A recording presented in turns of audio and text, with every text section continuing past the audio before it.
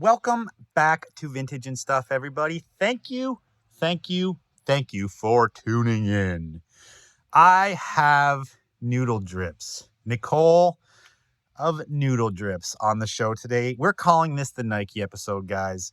We get into all kinds of good Nike info, mainly focused on this minimalist late 90s, early 2000s movement that's happening with Nike right now. Small check, center swoosh, all the craziness, prices going wild, rare colorways, what tags to look out for.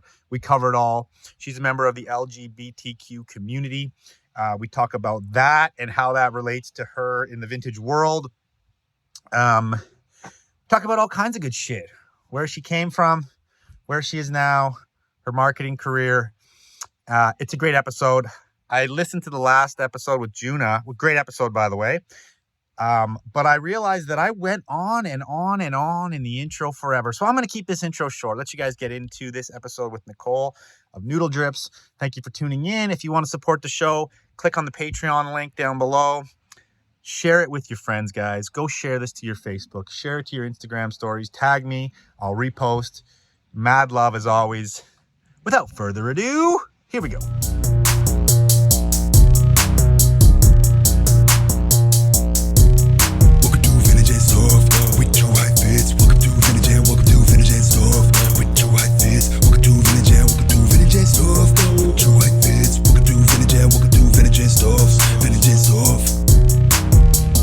Vintage clothing by the rack, yeah. Just check out my Insta, how you gon' argue with that?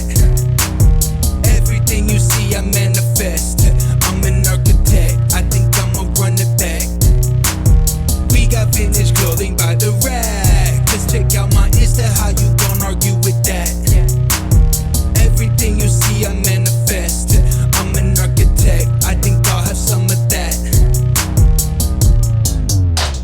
Well, Nicole, thank you for coming on Vintage and Stuff. I appreciate it. Totally. I first heard of you from Sean, who's my employee. I don't know if you know him, Avantini. His IG is Avantini Shop. He's always in the lives. He watches your lives, I think. Oh, yeah. I know his account. Yeah. So he was heavy toting you as the Nike queen. Ooh. Which put you on the map for me. And obviously, sure. As of late, Nike's been going crazy, and you're like right in the middle of it. So I'm stoked to chop it up with you, and this is the Nike episode. Hell yeah, let's go. I'm excited to talk about it. It's super fun. Sweet. So AKA Noodle Drip. Yep. Yeah, super stoked to have you on the show. This is rad. So you want to, let's get back to the beginning here. So you told me your vintage endeavors started September 2020, which is basically still smack dab kind of at the early days of the pandemic. I mean, mid first year of the pandemic. Yep. Yeah. So yeah, give us a lowdown. Like, how did you get in? What inspired you to get in? Like, what was that like? And all that good stuff. Yeah. So it's kind of weird because when I tapped into vintage last September, it was kind of on the tail end, at least of like the pandemic really being at its like highest. Yeah. And so I was working a 9 to 5. I'm still working a 9 to 5, and I wanted to start an Instagram to showcase my personal Nike collection. So at the time it was like 4 pieces. It was like nothing crazy. And I really wanted to get into the community, like the vintage community, by creating an Instagram page separate from my personal account. And so I just thought of Noodle Drips. I don't know, it just like came to my head, and I was posting just my personal pieces just to kind of showcase. It was really for my friends and family, like to be like, hey, I like doing this on the side. Like, I like clothes a lot. I want to show what I have to them. And then as I started, I just naturally opened up and found that there was this huge community within vintage and so many different genres and so many different avenues of the community. And so that was in September. And then I honestly, when I talk about this, I don't even know like when the switch happened or it became something a little bit more than that. But yeah, I mean, I've always liked clothes. I've always liked fashion. I kind of got into thrifting in college. And so I knew all the reselling platforms for clothing. And so I would find pieces on there that were affordable, like 40, $50. Were you Then, yeah. thrifting? So you were obviously thrifting previous to starting your Noodle Drips page. Yes. So in college, I went to school in Washington, D.C. So the thrifts in the DMV area are really, they're huge. You can find so much stuff. And so I had a lot of local friends that lived in Maryland, Virginia, that showed me like the spots they like to go to growing up. Yeah. So that's really how I tapped into knowing which thrifts to go to, where to look, what to look for. I naturally started picking up on like age, tag, single stitch, all of that as I was thrifting. But specifically for me, obviously I was really into Nike, so that's why I was going on those platforms consistently looking for specific pieces that I really wanted to add to build my collection. And what were those pieces? You know, I know what you wear now. I see what's on your IG, of course. Yeah. But like in those early days of you kind of having an affinity towards Nike, what was it about it that brought you there? Yeah. So my first piece was a green Nike tonal crew neck on the 90s like spell out tag. And I got that in March 20, like right when COVID started. And I bought it online. And then my collection grew to like 4 pieces. I had red, green, gray, and like the pistachio green. And what drew me to Nike was growing up, I played basketball. So being in an athletic background, I mean, I was just, I guess with basketball specifically, I just loved the brand. It was like the only brand I knew. It was kind of like, well, if you don't wear Nike, like you're kind of like a loser. So I think that's what drew me to the brand at least. And then as I got older, I was like, the quality of some modern Nike stuff isn't as good. Like it's really expensive for what it is that you're buying. And so once I knew kind of the general gist of vintage and like starting to hit the thrifts, and I was like, well, if I already really like Nike and I've always had kind of a draw to crew necks because I like it's like a t-shirt but like baggier and more comfy. So I always liked those, and I thought you can like style them up really well too. So I was like, why don't I just start looking for old Nike crew necks? And that's just kind of how it happened. The crew neck is underrated. Obviously, Nike's getting its shine right now. Yeah. I've always been a crew neck guy, and we sell crew necks great. Our shop sell them great, like this style, and people don't like in this hype community don't really mess with them, you know? No, I think they're just you really can, like, you can dress up a hoodie, but I think a crew neck you can do a lot more with it. Like you can layer it differently and you can tuck it into your jeans. I love to do a tuck. Like I just think there's so many different. When you look at the history of sweatshirts, obviously hoodies were around.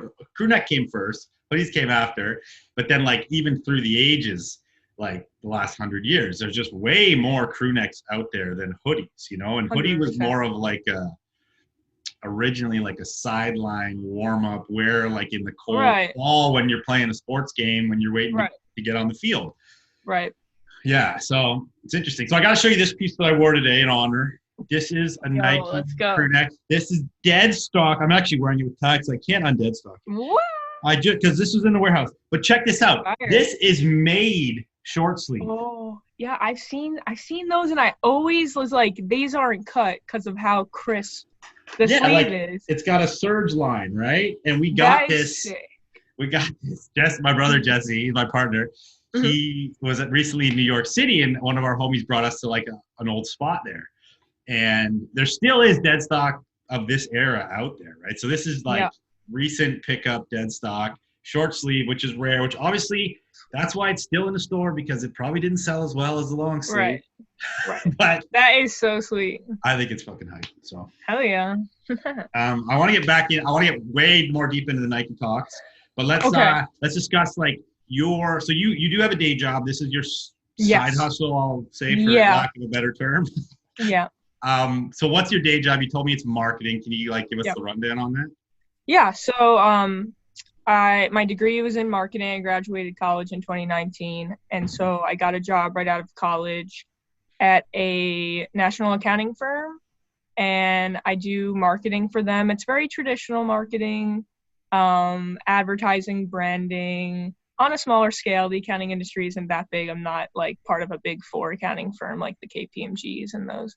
I didn't expect to be in accounting, but I've always wanted to be in marketing. It kind of like parallels with what I like doing with anything noodle drips related. And it's just like always that mindset I'm constantly in, like how to better brand yourself and whatever it is that you do. So yeah, it's So just when you like, say traditional marketing, yeah, run us through some of those old school marketing methods that people today would be like, what are you talking about? yeah, it's a lot of spreadsheets. It's a lot of like person to person interaction. It's just like you need to know how to communicate with others. You just need to know how to manage people that are like higher than you. So yeah, a lot of spreadsheets, doing budgeting every year for the firm. Like I'm in charge of a specific industry, so our financial services niche is what Okay. we call it. So the services we provide, tax, audit, and advisory with the firm, I do all of the marketing tactics for that specific industry. So So yeah, so sounds like you're deep in it. So you yeah. actually handle the like, do you work on marketing deliverables for this brand or this company? Yeah. Okay, so what kind of deliverable stuff are you doing for them?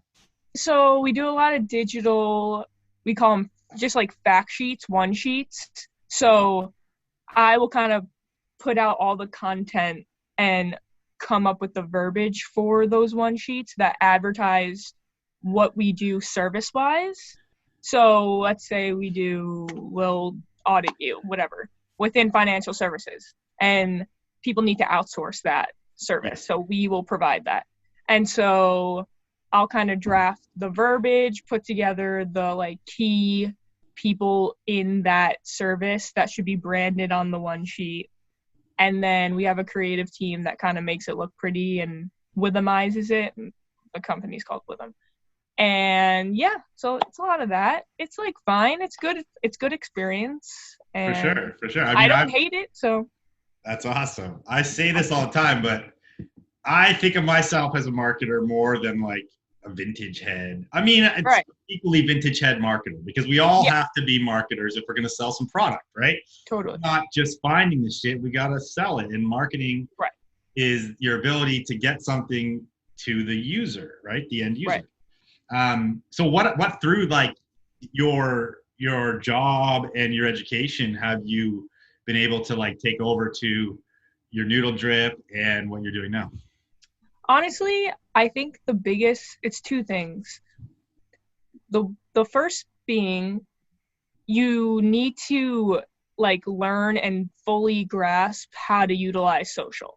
Like that is key. If you're going to do anything in marketing related or really anything you want to go about, if it's business related by any means, you need to know how to like work every social platform. You have to adapt to new platforms that might come out, like TikTok. I'm not a TikToker, but like it's something people are using. So you kind of just got to get on the train and start doing it and play with it and learn your way on how to promote yourself and your brand on there. So I think that's one thing. And I mean, for me, it was nice growing up in an era where like my first 14 years of life, I didn't really have social. And then it came in when I was in high school, like Instagram started being a big thing. Yeah. And so naturally, I'm 24, anybody like in my age range, we just knew how to utilize the platform and we were there through every new change of it. And so when it came to like getting a job or interviewing for a job or doing internships, blah, blah, blah, throughout college, that was something where businesses were putting money to hire people to do those skills within social media, whereas people our age usually just like it just makes sense. We know how to do it. We know what works. We know what doesn't work.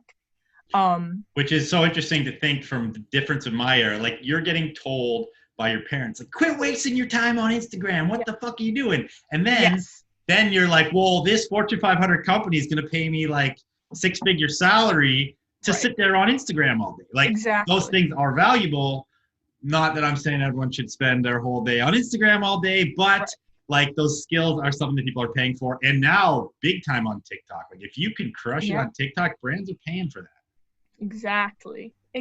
Yeah. So, I mean, I get it. Like, so like people like my parents, like they they don't get it and they think it's like a waste of time, or it's not a real skill. Like, oh, you couldn't do that for like a business, whatever. But you just gotta go with the times, whatever's happening, whatever's coming in new within the business world. You just gotta do it, and Yeah. trends, whatever it might be. But then I think the other one is just knowing how to communicate with other people. Like you just need to have communication skills. You need to know how to interact with others. Because I mean, I'll always tell people I'm capable of doing that, but then other people will be like, not everyone is capable of doing that, which is true.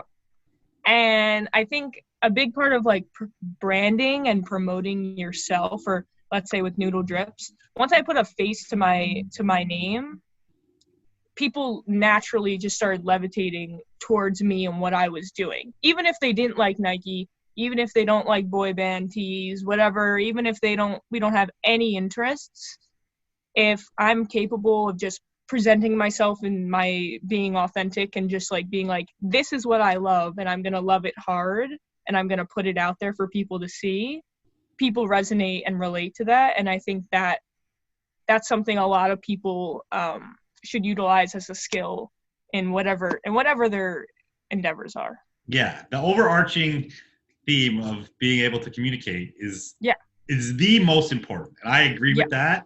And that's for marketing, that's for management, that is for anything you're probably going to do in your whole life. Unless you can get a job where you don't speak to anybody and you sit at home all day, like you're gonna need communication. And I actively work on that. Like I actually right now have a communications coach, because I'm like, there's things in my business that I'm like, we got to fix these. Like there's breakdowns. There's like, this is not working. Let's just become better at communicating. I think it's always something you're working on, because nobody's perfect really. Right. But that is such a good thing to say. And I'm glad you said it on the show. So like, do you have any points about communication that like you've learned that maybe we could help the listeners, or like anything specific?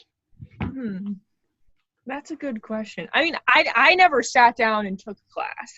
I don't have a communications coach. Maybe I should, or a therapist. I don't know. But I think, I don't know. I always, I mean, it's cheesy. I always say a lot of my skills come from my background of being in sports, which a lot, everybody says that. But it's really like if I was playing around 5, I learned how to work with a team. You have to be a problem solver. If you're going to be a leader, you need to have the right things to say at the right times to say them. And so I think for me, at least, it came naturally. But I mean, if anybody wants to better their communication skills, one, you have to practice it and do it. Like, don't just say it and you can't write it down. Like, you actually have to put yourself out there. Yeah, and for some people that's like super scary. Yes. But then it goes back to like doing things that scare you is going to build those skills, right? And you have to like get outside of your head and go do those things that scare you. Right. If you're in a bubble of the same thing all over, like all the time, how are you going to know you need to meet different people. Like you need to experience new experiences. Like you have to do all of those things. And then over time, I think it'll just happen. Yeah, totally. I love, saying what you said about being on a team in sports is super relevant too, because you guys, when you're on a team, I played team sport. I didn't play a lot of team sports when I was like after my early teens, because I went like skateboarding and snowboarding, where you're just doing your own thing pretty much. Right. But obviously when I was young, I played like hockey and soccer and things like that.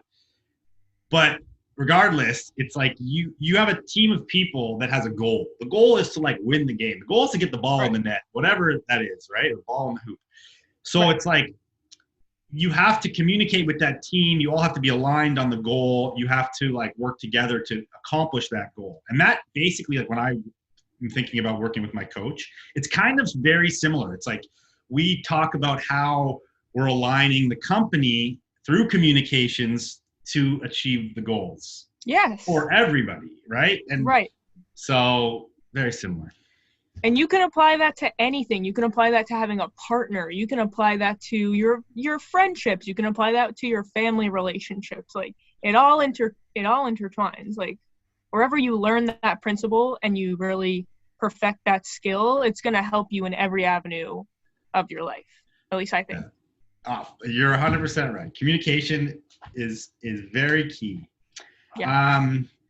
Okay, changing lanes here. So Okay. you are a member of the LGBTQ community. Yes. Okay. Hard. It's a mouthful. Yes. Yes. It's a mouthful. This way I can't even say it. So yeah, that's awesome, and like I see that you're very open about it on your social and talking about it. One thing I wanted to kind of talk about here is, my best friend is gay. He came out to me when he was probably, I'm thinking like late 20s. Okay. And I was like the first person he told. This is a crazy story. This is like my best friend for life.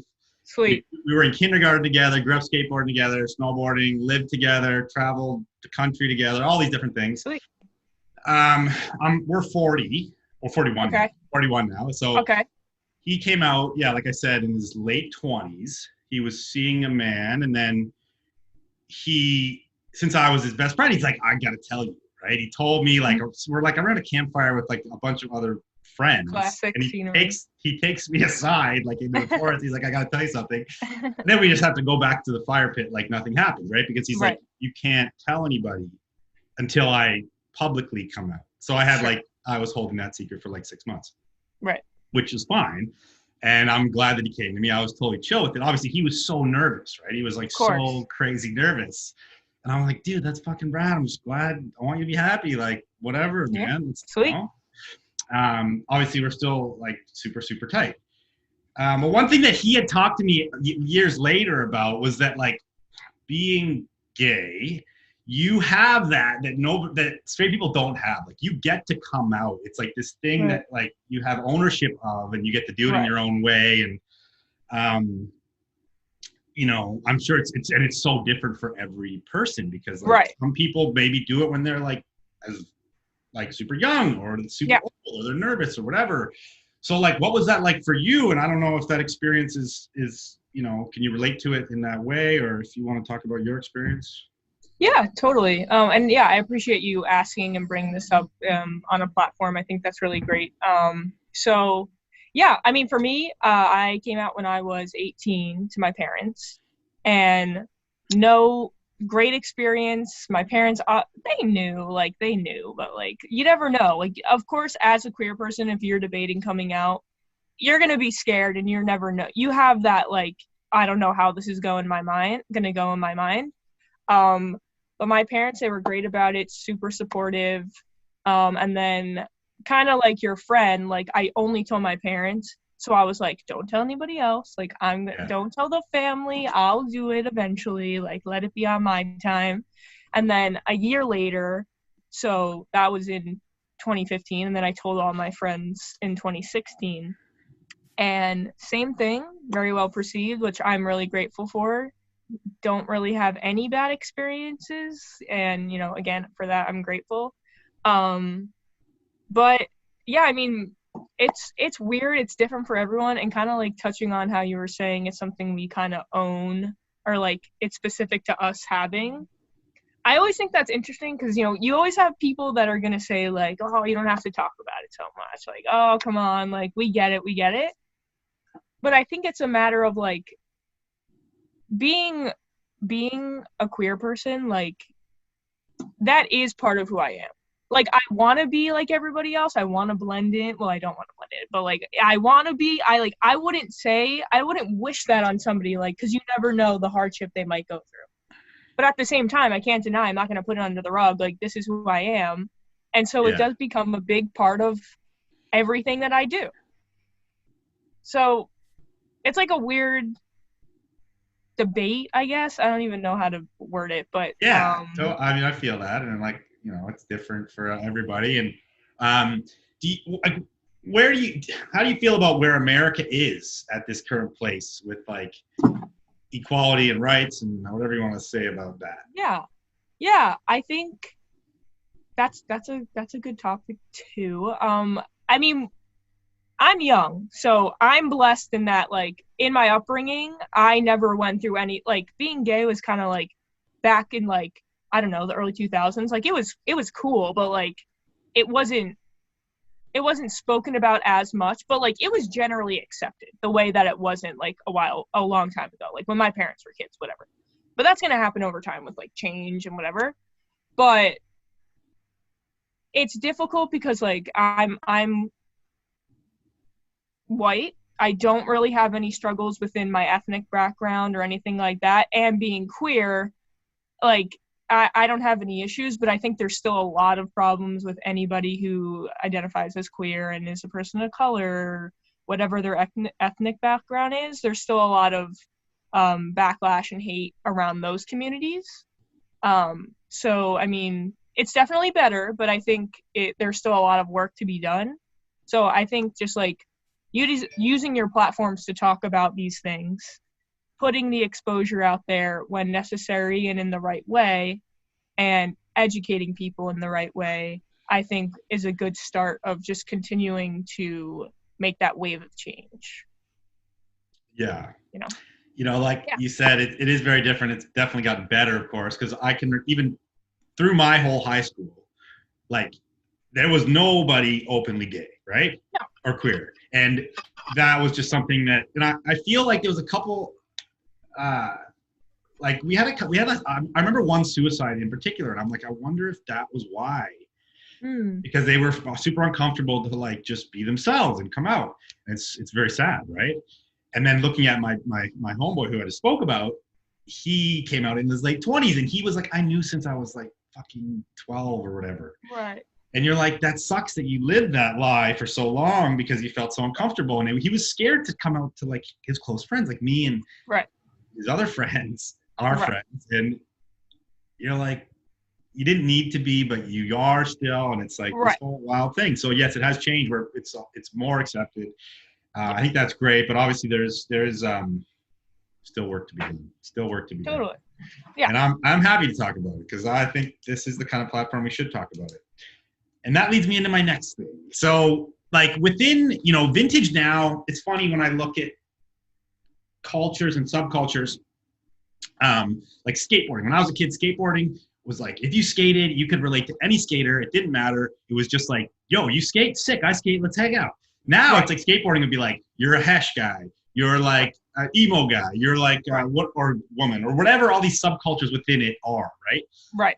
And vintage has kind of gotten there now where it's like, we're talking about one, which there's sort of a bit of a Nike subculture. There's like the hype tee subculture, which is the overarching subculture. Then there's like the true vintage head culture. There's always different vintage cultures now, communities. And my question is, have you found like an LGBTQ kind of community or people within this vintage space that you like have created maybe some kind of community or just friends with? Are you saying just in vintage? Yeah, like within the vintage space, yeah. Yeah. So,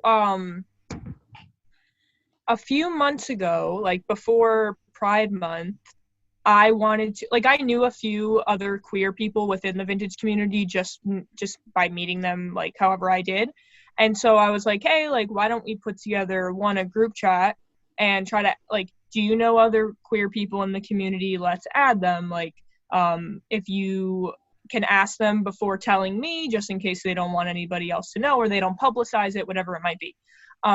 So I think there was up to like 15, 16 people within this chat, and me and Run It Clothing, I believe is the account name, another person in the community.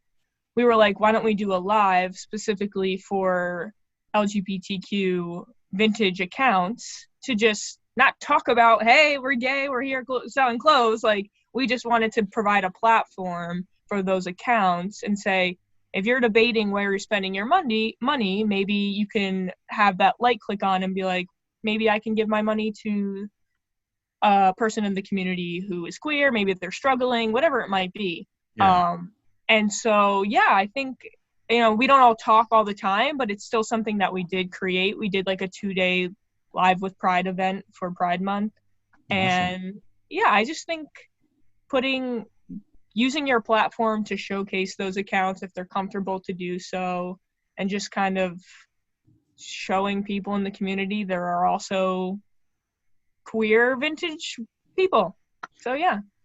I love that. That's great. Good on you for Yeah. doing that. Yeah. Let's circle back to the Nike talk now. So, Okay. um, do you want to give a brief history in your words of the brand Nike? Like the backstory? Yeah, whatever. Like where Um, Nike came from, and however deep you want to go into it, it's your choice. okay. I mean, so I know Nike originated in Oregon. Yeah, I read Shoe Dog, great book. I don't know if that's basic to say, but it was really good. Kind of gave the backstory of how Nike started. and that's Phil. That's Phil Knight, right? Yeah, His yeah, book. Phil Yeah, Knight. totally. Yeah, Okay. it was a really good book. It's just a bunch of stories compiled together, and I like reading books like that, so that was good. But yeah, it's like a shoe running brand, and it's kind of went beyond that with sports and became more of an athleisure thing, at least for other people. It wasn't just specific for people who play sports. And that's kind of something that I've always liked about Nike, in that if you need those essentials, you can go to Nike, turn to Nike for that. If you need shoes, whatever it might be, cleats. And then there's this whole, I don't know, how do I word it? Trend, I guess, of people liking to wear athleisure clothing to look like cool, or it's comfortable, whatever it might be, however you want to wear the clothes. So I think for Nike, that's what always drew me to it. And again, like I played sports, so I was using it for a practical reason. And then as I was growing up, I was like, I want to wear the sweatshirts. I want to wear the sweatpants. I want to get the socks. I want to get literally anything that they make, I want. And I think the swoosh is just something that it hits people. You see the swoosh, it's like the McDonald arches. It's like the Apple for Apple. It's just that one brand. I mean, Adidas does it too, Reebok, whatever it is. But like Nike, that is the brand. So that's.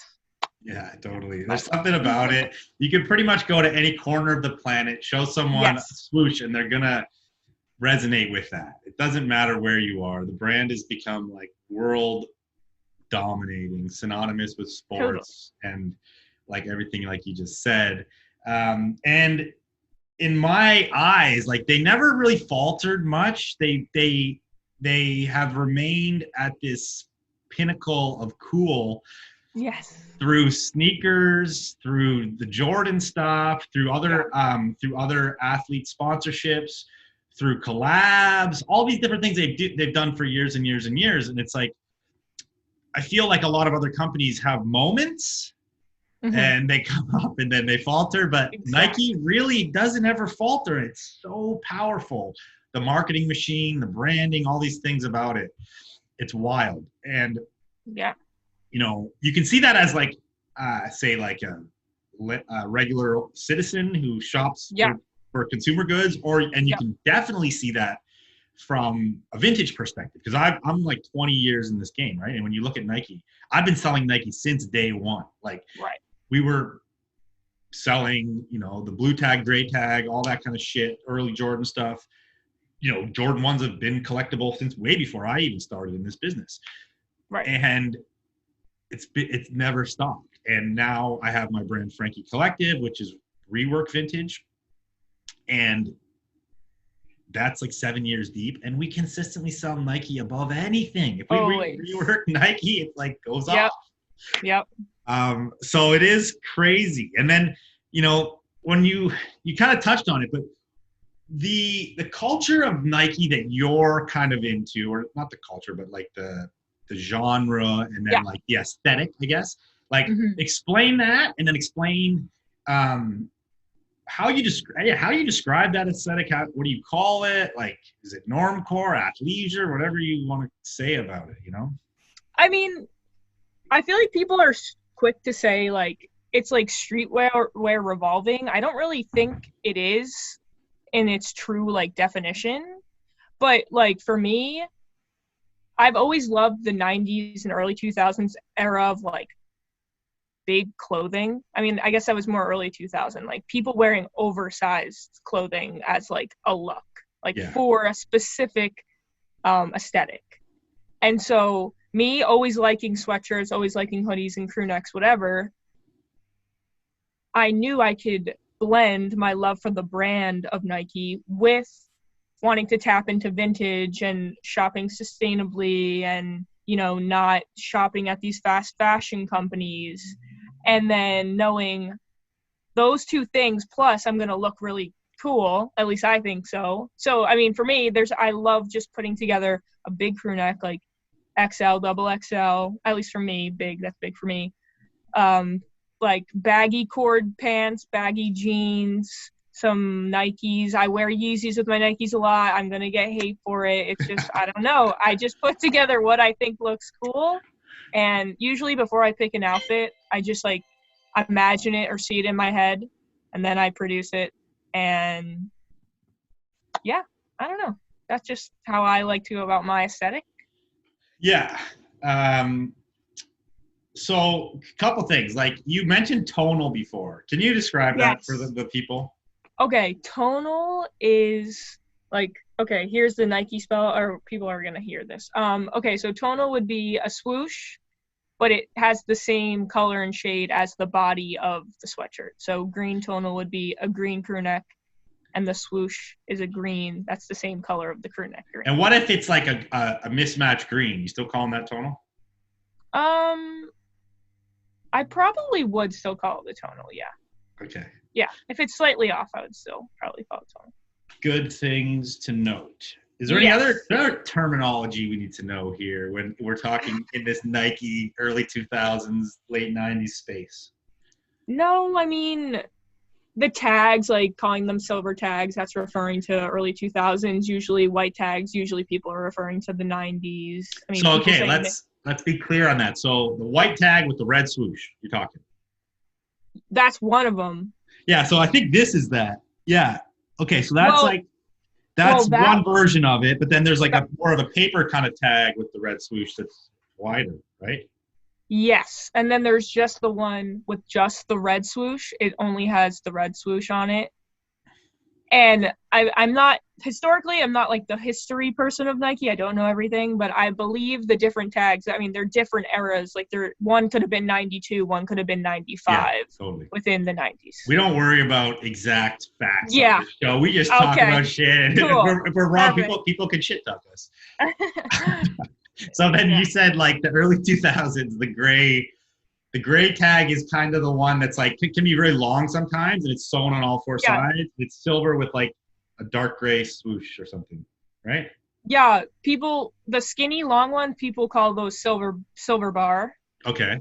I didn't even know that. Yep. And then like the square one, that it's like the same shape and length of your tag, they all call it the silver tag. Because gray tags, people are usually saying OG gray tag is like 80s, early 90s. Yeah, like I call that one gray tag. But there was some people back in the day calling that the silver tag. So okay, good to differentiate. So it's the gray. The OG 80s one is called the gray tag. The 2000s is the silver tag. Yes. Okay, cool. Good to know. It's a lot, yeah. A lot of information. Yeah, like when you get deeper. Well, the old stuff is easy because it was like pinwheel, orange swoosh, gray tag, blue tag. Right. And when you get into these like mid to late 90s, 2000s, like there's many variations of tags, right? It's like way wider spans. Like the most I'll get DM'd about is what tag, like what era is this? Can you help legit check? Like just strictly based on the tags. So it's like a lot of information. And how receptive are you to those DMs? I answer every DM I get, but I'm also very calculated. Like, not that I don't want to talk to everyone, but I like have to. Like if I see my notifications, I have like between 5 or if I have 20 DMs, I'm gonna go through and answer everybody. That's just me. Yeah. Well, it's funny. There's two sides to that. Some people be like, fuck, I'm not price checking this, or arrogant. Fuck that. Yeah. You gotta do your own research. And then there's people like, I'm kind of, most of the time I'll like tell them what's up. But then to be honest, nowadays with the DMs and the price checks, and I'll tell someone if I know what era it is. Right. But try to come at me for an accurate price in today's market. I'm like, I don't know. Like I haven't had that in a year or two. And how am I supposed to remember what that price is? It changes every week. Right, and you don't want to mislead that. Like, you could provide a suggestion, a range, and you could be completely wrong by providing that to them, and they sell it, and they are like, I undersold it, I oversold it, like, I made money because you told me that, and like all these different things. So the pricing is definitely like the hardest thing to provide. It's so tricky. I was actually looking through like Chris's stories last night, or reels last night, because he'll post like highlights of the flea on his thing. Yes. And I was watching it and I was like playing a game with myself. I'm like, I wonder if I can guess like roughly how much this shirt sold for. And so many times I was like so far off, you know? And because it is so hard to tell. It's like, what how are people feeling that day? Who knows? You know, it's exactly. Like, it's wild. Exactly. Okay, so Nike, like we said on this episode already, is like really hitting this pinnacle of hype. It's creating its own sort of subculture within the vintage community. We saw like those center swoosh sweats. I mean, if people listen to this, they don't know what that is. It's just center swoosh in the middle of the sweat. That's another term. The name is what it is. Just the name is what it is. Yeah. And obviously made famous by Travis Scott. Yes. And that's kind of this question. It's like, you know, I believe you have a part in helping to make this Nike world sort of rise up in what it is today. You know, obviously Travis Scott has an insane role in that. Right. any other celebrity that wears Nike, but like what is your thoughts on where it is now and how far it's come in a short period of time, and like projections on what's going to happen to it in the future? Yeah, I mean, I would say since I started, the hype with center swooshes, which was like, I think that was like 2016 or 17 when Travis Scott wore that. I don't even know the year. I'm not that, like, I know about centers. I'm not that big on them personally. Like, I have a few essentials, but whatever. But from when I started in 2020, the prices for them have skyrocketed. And I don't know if that's just because there's more Nike heads coming into the vintage community and they want to showcase what they have. They want to, you know, project it and portray it as really cool, which, I mean, cool is subjective to whoever thinks a center swoosh is cool or isn't. But the prices and the hype around them have definitely skyrocketed since I started. And the biggest thing for me, like when I'm talking about vintage Nike, is that those pieces exist and those prices are going to happen. And the thing about vintage Nike is it's so accessible. Like, you can find cool pieces, cool, like subjective to cool, whatever. You can find vintage Nike pieces anywhere. Like a local thrift store, online, you can find them $30-$40. Like, if you just want a simple essential piece, I at least like to tell people that, hey, if you can't afford these resale prices, like, you can go out and get another one that you'll enjoy, you'll wear it, whatever. Yeah. And so the centers are, you know, they're at the top of the Nike market. I get that. But then there's also so many different variations of pieces within vintage Nike that you can look for and collect and provide or have a desire for. So for me, that was always crew necks. That's just what I liked. 90s white tag crew necks I've just always enjoyed. It's always been, No, I mean, yeah, Nike's accessible. Like, it's out there. It's everywhere. You can't really go to a thrift store without finding some sort of Nike piece. 100%. You spend a day in the bins, you're going to see a lot of Nike. Right. It's out there and it's everywhere, yet we're seeing these prices go crazy. And I think so much of that is era-based. It's aesthetic-based. It's certain pieces. Even like, can we see I see your rack in the background. Like, is that your like sweatshirt rack? Yeah, these are my personal. Oh, okay, nice. It's like nicely color coordinated. Yep. With the rainbow. So yeah, I mean, it's wild, and even things like the Space Jam stuff was going up crazy.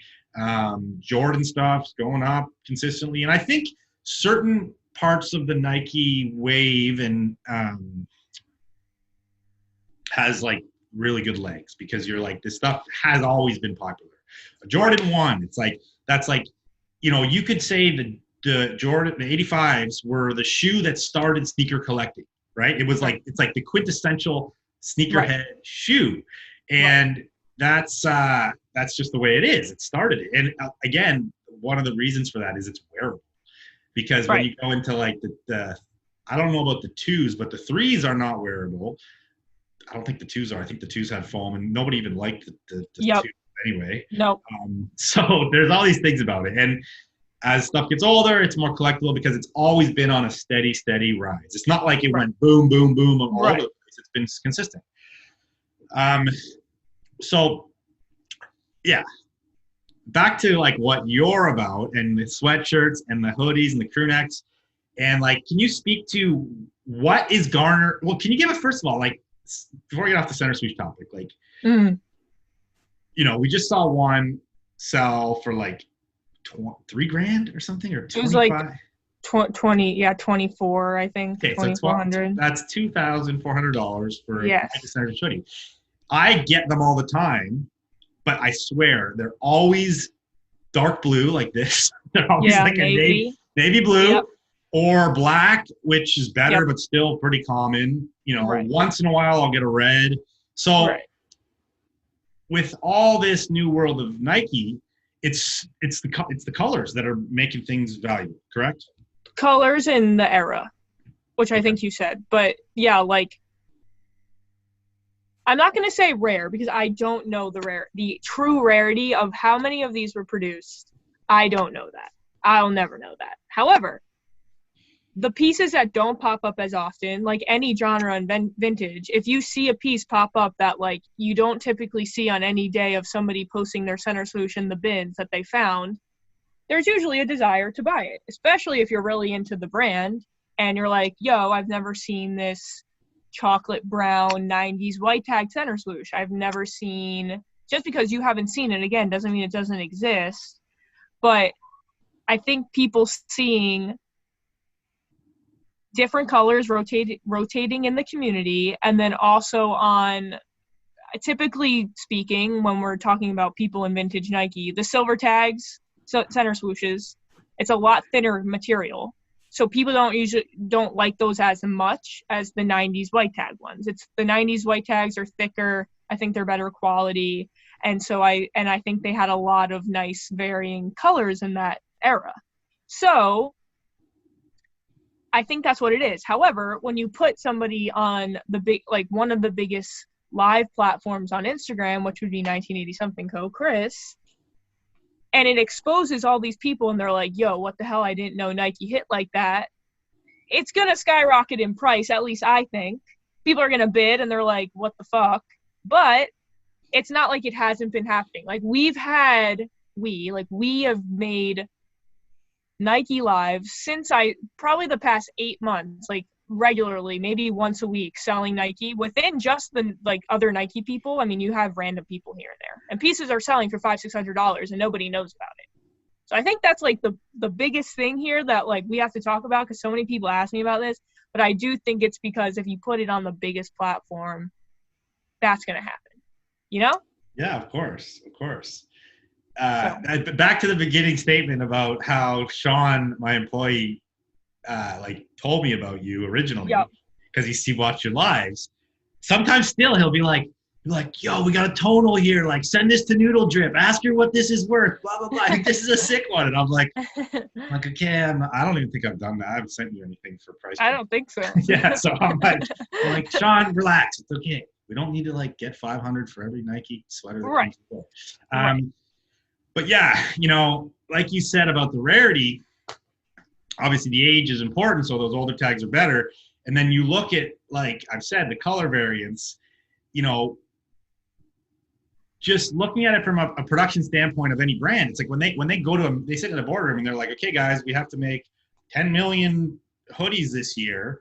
You know, what do we think is going to sell good? They're like, black and red and navy blue is going to sell good. Let's make a few of these browns, a few of these white with the red swoosh, a few of this color. So yes, like the rarity is inherent to the amount that was produced, of course, and you don't see them as much. Like the olives and all these different colors, they were more rare and they would have just had less in the store. It's like, because I do the same thing with like my brand. It's like when we produce some new clothing and we're like sitting there going like, do we think this print's going to sell better than this plain color? Well, let's make more of this print, you know? Right. So the colors are more rare, which means they're garnering the heavier prices. Yes, totally.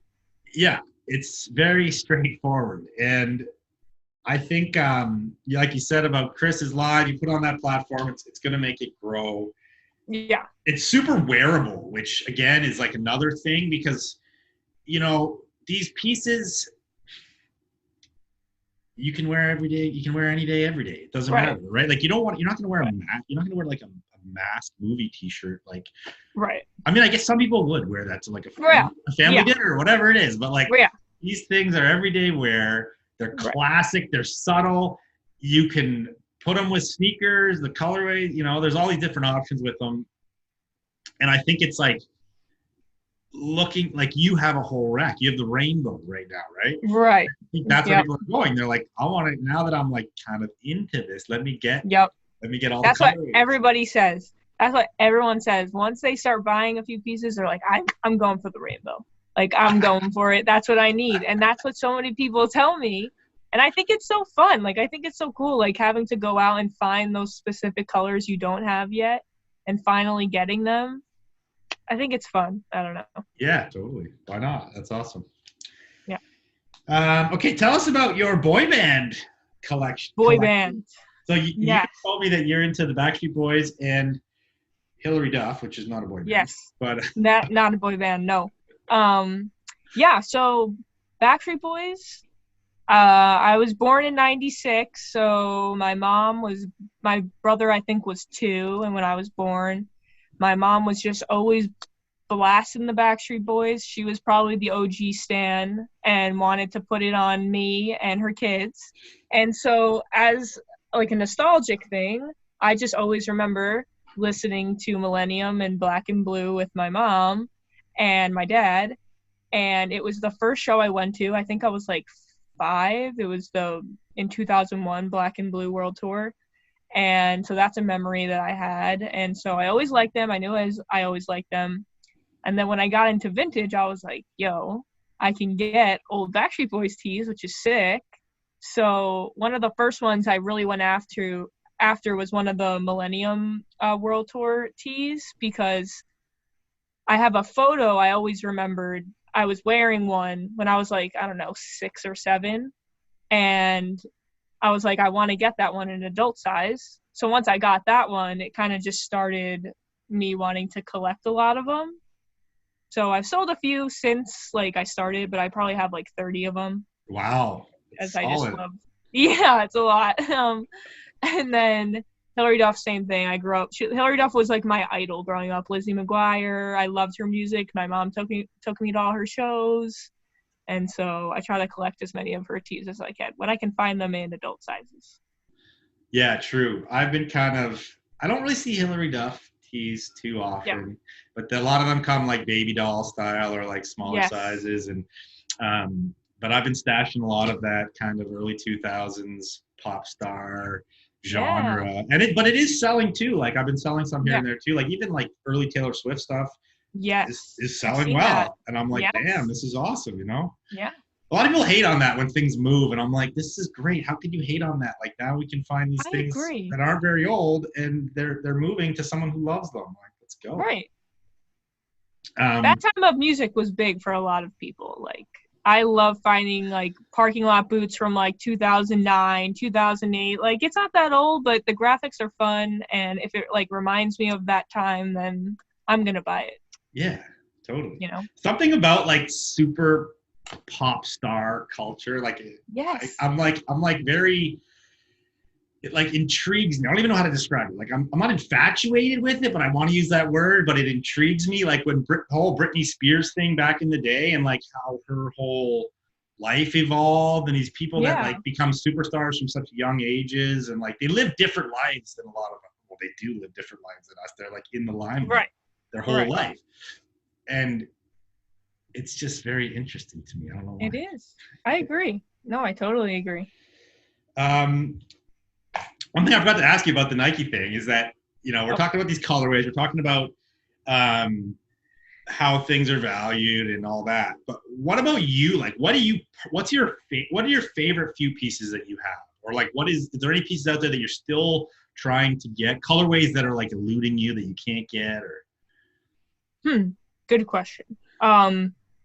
Favorite colors that I have are, my favorite color is green. So like any shade of green I can get, I'll pick up and keep. I love like the pistachio color. I don't know if you've heard of that one. yeah. Like a we lighter we green. had one, and that was one of the ones Sean's like, this is the sick one. Dude, I bought one off of Frankie. Like, oh, you did? I like And maybe so, like it might have been that one. It was like a couple months and ago. it was probably like $60. Yeah, it was like $60-$70. I like Yes. dropped it in the chat. I'm like, yo, I got one for the personal. Let's go. Like, yep.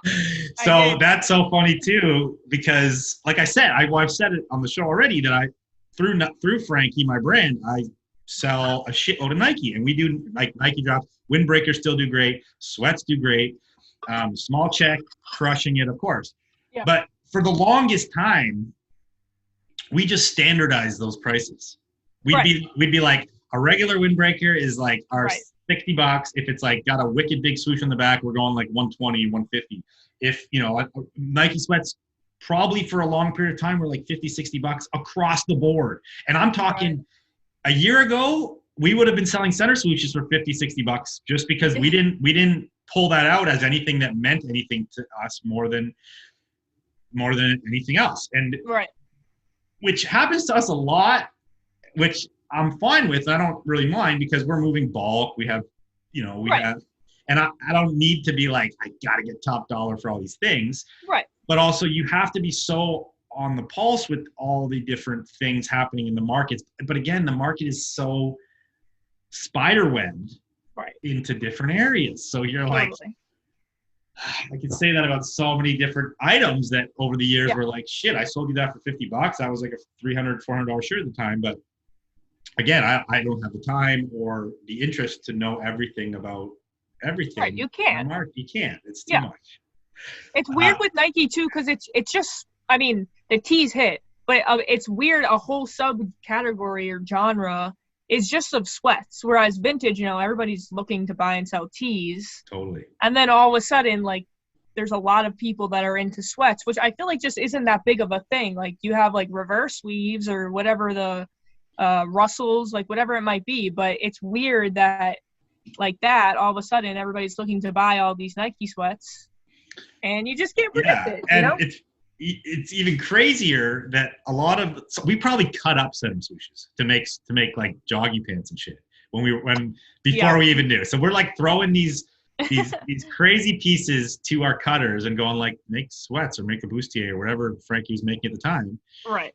And that's something that Sean too, because Sean, my employee, who I've mentioned a couple times, he came through the ranks of my company. He started working at my store. He's a fashion grad, so we had him working at Frankie cutting for us. Okay.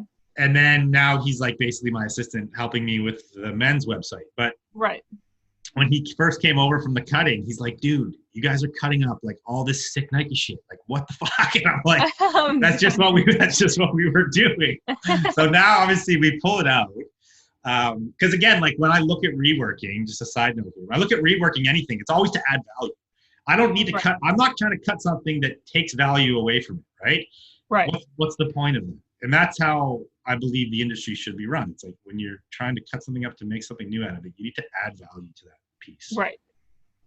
Give it something new. Yeah. Totally. So, no point in cutting up $1,000 hoodie to make $100 I don't think so. Yes. But yeah. Pistachio greens. I really want the pistachio center. One sold last night. I missed it, but I'll find one.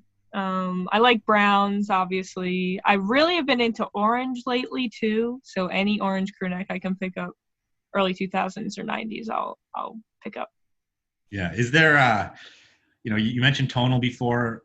Basically every colorway came in tonal, and when you talk tonal too, they had tonal from those earlier 90s tags all the way through to the early 2000s tags, or was there an era that did more tonal? The like tonal era was the 90s on that tag you're wearing. Okay. Like if I see the color wheel of tonals, it's on those tags from the 90s. Okay, good to know. Yeah. Good fact to know. Yep. Yes. We did have a green one recently on this tag. I remember, like a forest green. Okay. So when you, Good yeah, one. so I guess when you get into the gray tag 2000s, these, like when you said you want the olive center swoosh, and that would be with the white check. The pistachio. Oh, center pistachio. swoosh. Sorry, yeah. But olive also would have a white check. And the pistachio and the olive is on the 90s tag. However, there is an olive and like a forest green on the Y2K silver tag for centers. Okay. There's Yeah. No, this is the deep Nike shit that we want to talk about on this. So, yeah. When I don't know exactly the ones that sold. I know there's been like 3 or 4 whatever that sold for like $2,000, but one was like a white one that had like a red outline check, right? Yes.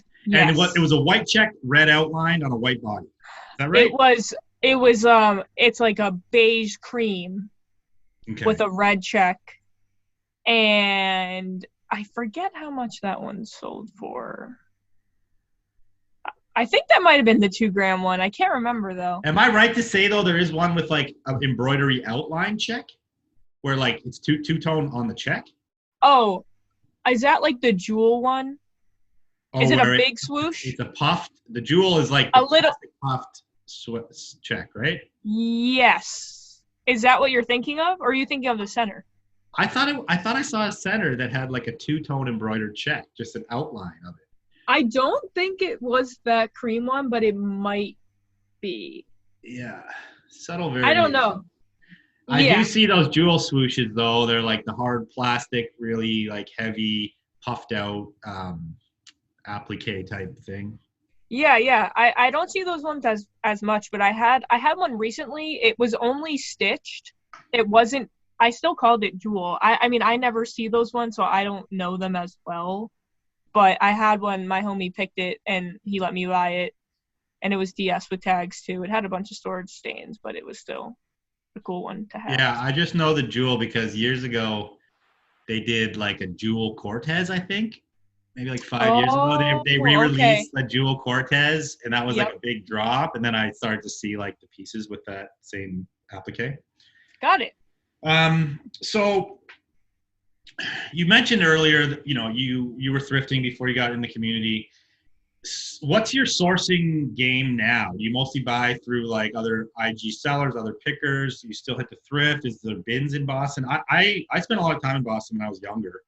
Okay. I went to school in Vermont, actually. Oh, cool. Yeah, so I would go there on the weekends and skate and hang out or go to like a show or something. But yeah, so what's your kind of go-to for sourcing? Yeah, so I don't thrift as much as I would like to. I don't get the majority of my Nike, at least, from picking myself. I don't really even know the bin situation in Boston. I think it's still like not really happening because of COVID. Don't quote me on that. I don't know. But basically, when I started, I was trying to go to the racks every other day, and it was getting way too time consuming with my full-time job. And I'm working from home, but I just was like, I can't leave my computer for 2 hours and go to the thrift store. Like, I just can't do that. So I primarily source online. So any reselling app you can think of, I try to find the ones people don't know, and usually sometimes it hits, sometimes it doesn't. And when I'm sourcing, I'm primarily buying for me first. And then if it comes in, I'm like, I don't know if I need this one, or I know I have a live coming soon. Maybe I'll run it, whatever it might be. But yeah, I try to, we call it sniping. I'm sure everybody uses that term, but just like trying to find the cheapest item you can. I'm looking online pretty much every half hour, every single day, just trying to find new pieces. It's crazy. Yeah. So do you ever see yourself going into this world full time? I think about it. I'm definitely not there yet. I've been in it about a year or so. I think I could potentially, but I would need to, me being very OCD, needing structure, like I would need to really have a set plan and know what I was doing going into it. I couldn't just drop everything and do what I do every day on a full-time basis, because I think financially could happen, but I think down the line, like if I really wanted to do that and set that goal for myself, I would just need to be there mentally and really plan it out and see what makes the most sense for me. Yeah. It's a good idea because I think a lot of people probably don't think about it from your perspective. They're like, Yeah. fuck it, I'm doing it. Which, that sometimes brings a lot of success. It just depends, so. Yeah, totally. Yeah.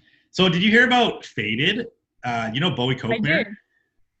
I don't know who that is, but I heard about whatever this is. Okay, so Bowie Cochmere is a friend of mine. I think it's Rhode Island. He's throwing a vintage event spring 2022 called Faded. Yes. So shout out Faded. Shout out Bowie Cochmere for fucking doing an event on the East Coast. It looks like it's going to be a rad event. I'm going to get more details on it. I haven't spoke to him yet. Have you done many events or like physical pop-ups or any? I've never done a pop-up like me selling. I've been to a few. I try to go to the local ones here in Mass whenever I can. They're not that like popping in Boston, like in Western Mass and other parts of Mass. There are bigger flea events that happen. Like there's Brimfield that happens. I don't know if you've heard of that. I haven't been. You haven't been. You got to go to Brimfield. I know. I really need to go. It was during the week, and I was like, shit, I have to take a day off for this. But anyway, but yeah, no, I would really like to start going to more. Like I know there's the Philly Vintage Fest at the end of October. I would really like to go to just so that I can meet other people. I think that would just be the best way to go about networking. Maybe bringing things to trade. I don't know. But down the line, I would like to do like my own pop-up or something like that. Yeah. But I'm just not there. Like I don't have flowing inventory. That's the other thing about me, like about going full time. I don't have stacks of inventory ready to sell. Like I buy to keep, and then when I have a few every now and then to sell, I will. Or I'll specifically curate to sell for a certain live or whatever it might be, or a drop, whatever. But yeah. I don't know. I think that's rad too, because when you look at sort of the new wave, you've only been in this a year, you're cultivating quite an audience already, and without the inventory flowing in. I think that's smart. It's kind of, again, back to marketing, looking at like content, I hate that word content, but like, you're giving people value. You're helping other people sell their Nike shit. In turn, cultivating your own audience, which eventually will be able to substantiate when you do have that flowing inventory, if you ever decide to have it. So it's a good way of going about it versus the opposite, where you're like, I got all this shit. How am I going to sell it now? I got to figure that out. Right. Whatever usually happens, like in my case. Right. Back in the day. Well, you seem to, back in the day, you have it together now. Yeah, totally. So yeah, I guess I have some quick hits for you. These are just like kind of like little quick questions I put together, and we can discuss. Okay. Sweet. Okay, we've talked about this a lot, but center swoosh or chest hit? Chest hit all day. Chest hit all day. Now, to go deep, Rosh, it should have been like, what is it? A chest hit spell out like you're wearing now, or is it just the chest? Mini swoosh. Mini swoosh. Okay. The swoosh. Okay, dope. As far as the OG tags go, what do you prefer? Orange swoosh, blue tag, or gray tag? I'm going to say gray tag. I don't have as much of the older stuff. I would like to get my hands on them, but I can't even say the others because I don't have as much experience on them. Yeah, okay. But I do like the gray tag. This is a question that we haven't touched on. Bootleg versus authentic. Okay. So what are your thoughts on, because there's some crazy 90s bootleg Nike out there. Yes, there are. So we're talking like authentic, not to play on word, but authentic boots versus authentic just Nike pieces. Yes. Yeah, like something that Nike made versus like somebody who made an interpretation of what they thought Nike should have made. Not like a fake Nike, but like a boot. Yes. I don't mind them. I like them. I don't think it's lame to like own them or wear them. Like there's crazy prints. Like I love those bootleg polos that exist with like the all over prints. I think those are so sick. I like some of the crew necks that are out there as well, but I don't specifically look to get them, but I don't like bash on them by any means. Okay, cool. Do people ever bring those on your lives to sell, or you mostly do? They do? Okay.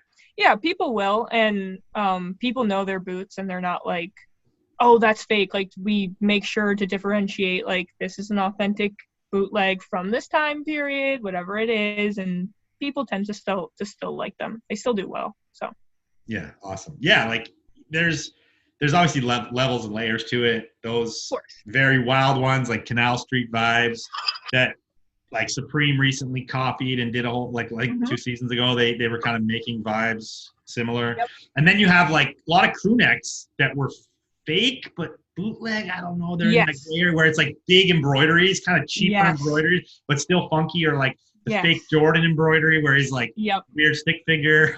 Like, those are still kind of dope. And they're sick. Yeah, they still sell really well too. So yeah, totally. Okay, random one. Andre Agassi or John McEnroe? Do you know these two men?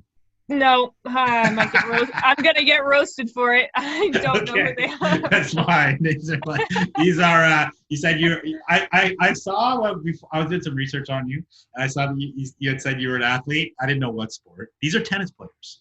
Okay. Oh. These are both like OG 80s, 90s like tennis players that both had crazy Nike sponsorships. So okay. Agassi was actually a wild dude. He had like a huge long mullet, and he was like his collabs with Nike were more like bright pinks and wild splatter colors, and like when you look back from like that gray tag era. And then McEnroe was again a little bit more like tennis subdued. He had like this cool checkerboard print collab with Nike. It's cool shit.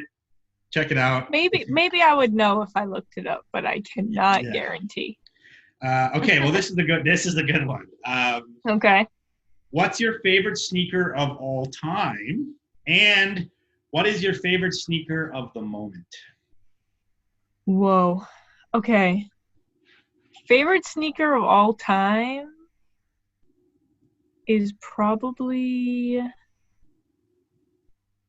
I don't wear them anymore, but a shoe I really like and used to like a lot was Air Max 95s. Like, I would try to buy any color I could. Like, I love neutral colors, so I loved like that ice white colorway that there was. I think one of them had a blue swoosh. I don't know. I wore those a lot in college. So I feel like for a staple shoe, that would probably be my pick. Air Max 95. Yes, but my shoe of the choice now, I wear the Yeezy 700 analogs. That's just what I wear. I mix and match. People hate me for it. I don't know what else to say. Okay, that's cool. That's what I do. That's always been the debate. Adidas, Nike, wearing in the same outfit. They're comfortable, and there's no crazy Adidas hit on them. Everybody knows they're Yeezys, but whatever. And I like the two-tone beige creams. Just what I like. Are they like the chunkier one? I don't even know. Yes. You have them there handy? Yeah. Honestly, I could be wrong about the number. I think these are like the Wave Runners? Oh, yeah, totally. That was like when the movement into like a heavy dad shoe kind of. Yes. Yeah. I just think they're comfy and cool and go with everything. And it's not very Adidas forward at all. Which none of the Yeezys are really Adidas forward. No. Okay, sweet. Well, do you have a challenge today for the listeners? Yes. So a challenge I would say to the listeners would be, whether you're in vintage or not, you can generalize this to anything, whatever your life situation is. I think that we should just, as a whole, reach out to more people. So, example, on Instagram, if somebody new follows me, or I've been following someone and they eventually follow me back and I notice, I'm going to reach out and shoot them a DM. Like, it doesn't hurt. Just introduce yourself formally. Say whatever you want to say. Like, ask them how they are. I don't know. Give them a compliment, whatever it might be. I think it's just a really good way to go about building relationships and continuing that cycle of success and strength in your communication skills, because you never know, like, it could change somebody's day just by reaching out and saying whatever you want to say, just saying hello. And so I definitely try to do that in my day-to-day, or if somebody new follows me, if I meet somebody new, like I make a note to reach out to them. So I think sometimes we're too kept to ourselves, and it's like, oh, I don't really know them, so why would I say anything to them? But I mean, they're a person, we're all people. Just reach out to more people. Totally. I think that's awesome. Yeah. You know, and it's kind of goes, obviously, like you said, back to communication skills, about being more open. You know, you never know who that person is. And something my dad's best friend said to me once was kind of like his life motto was, when you're in an elevator, like, talk to the people in the elevator. Yeah. Like, you could be in the elevator with the guy who's gonna like change your life, or the woman who's gonna change your life, or your future partner, or whatever. Exactly. It's like, why would you let that opportunity go by when they're right there? You have no idea. I agree. So same thing, like you're saying, hit them in the DM, introduce yourself. And it also kind of plays into, you know, I said this probably on 100 episodes, but, you know, being face forward in your brand. If you're doing this as a job, you want to be face forward. You want people to know who you are. They buy into you as a person, not so much like you as a brand. Exactly. And all the most successful brands nowadays are mostly personal brands, right? And you want to, they might have just followed you because you posted a shoe or you posted a cool t-shirt. They don't know anything about you. Right. And we all assume that people following us are like, they know all about me. I've talked about that before, but they might have just followed you and they didn't go back to last year's post. Exactly. So introduce yourself, tell them what you're up to, who you are, and learn what they're up to. What's the harm in doing that? You know, that's just how I think. That's why I reached out to you after hearing the Juno podcast, because I was like, I want to let you know how I thought about it. And here we are. Here we are. See? Here we are. See, that's what I'm saying. That's Kismet shit. And that is like, that's how it works, people. Yep. You never know. Now we're friends. When I'm coming to Boston, I'm totally going to call you. We're going to hang Hell yeah. Let's do it. Totally. That's so rad. So, okay, well, that's a great place to end. Is there anything else you want to talk about? Do you have any shout outs? Anybody in the community you want to like shed light on? This is your open time to kind of. Oh, I should have thought about this before, but I guess it's better being asked on the whim. Sheesh. I mean, somebody I talked to that a lot of people might not know, his account is @fru.wear. He's like one of my homies in the community, like one of my best friends. He hit me up randomly in the DMs like over a year ago, just introducing himself. He does a lot of tie work. And he was like, if you're selling cheap blanks, like, let me know. I would love to do dye work on them, whatever. And since then, we've just been like this. Like, we met up for the first time this past summer. And he has a lot of cool pieces. He collects a lot of band tees. He does a lot of Nike. And yeah, he's like one of my homies. So I'm definitely going to shout him out for where his name's Fru, George. But yeah, other than that, I don't know. That's cool. Yeah. Fruware. I'm gonna check him out. I don't think I. He's the man. Okay. Sweet. Yeah, he's cool. He's cool. Nicole, well, thank you so much for coming on the show. Hell yeah. That was rad. That was totally rad. And good luck with everything, and we'll be in touch. Thank you. Totally. Let me know when you're in town, please. I'm in my house too much. Let me know. It would be a fun time. We'll get lunch. Hell yeah. Sounds good. All right. Thanks, Drew. Have a good weekend. Thanks, Nicole, for coming on. And shout out Fisn'tFrankVintage.com. Link down below. Get 40% off with code VTG and stuff. Also, shout out BidStitch. Go check out BidStitch. Go check out the BidStitch news feed, guys. We're posting about all things news and vintage worthy news.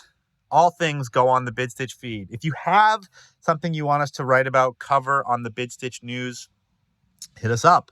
We're happy to do it. If you want to sell your products with no commission fees, go on there. If you want to find crazy shit to buy for your own personal wardrobe, go on there. All those reasons, go check out BidStitch. If you want to support this show, Patreon down below. That's it. Enjoy your life. Be happy, not crappy. In the words of Mr. Dave Heifetz, see you on the next one.